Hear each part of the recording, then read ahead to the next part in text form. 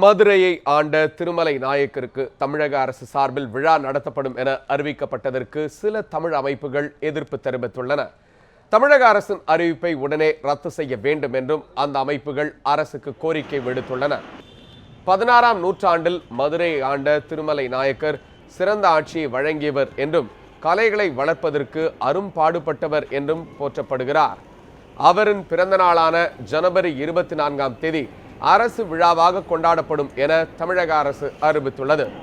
இதற்கு தமிழர் பண்பாடு நடுவம் உள்ளிட்ட தமிழ் அமைப்புகள் எதிர்ப்பு தெரிவித்துள்ளன. தமிழகத்திற்கு படையெடுத்து வந்த திருமலை நாயக்கர் தமிழ் மொழிக்கு எதிராக செயல்பட்டவர் என இந்த அமைப்புகளை சேர்ந்தவர்கள் விமர்சித்துள்ளனர். மேலும் வேற்றுமொழி மன்னர் ஒருவருக்கு தமிழக அரசு எப்படி விழா கொண்டாடலாம் என்றும் அவை கேள்வி எழுப்பியுள்ளன. எங்களுடைய பண்பாட்டை, எங்களுடைய வரலாற்றை சிதைப்பதற்கு நாங்கள் எந்த காலத்திலும் ஏற்றுக்கொள்ள மாட்டோம். இன்னொன்று மொழிவழி மாநிலம் பிரிந்து விட்ட பிறகு ஆந்திராவுக்கென்று ஒரு தனி நாடு, தெலுங்கர்களுக்கு ஒரு தனி நாடு இருக்கிறது, கன்னடர்களுக்கு தனி நாடு இருக்கிறது. இப்போ அந்தந்த நாடுகளில் கூட தமிழர்கள் ஆட்சி செஞ்சுருக்காங்க.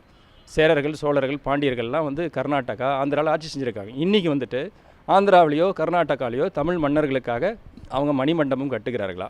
அவர்கள் அரசு விழாவாக அதை எடுத்து கொண்டாட மாட்டாங்க. ஏன்னா அவங்களுக்கு அது தெரியும், அது அதுக்கு அவங்களுக்கே ஒரு அவமானம் அவங்க கருதுகிறாங்க. அப்படி இருக்கும் பொழுது தமிழ்நாட்டில் மட்டும் ஏன் தெலுங்கு மன்னர்களுக்கு நாம் அரசு விழாவாக எடுத்து கொண்டாட வேண்டும்?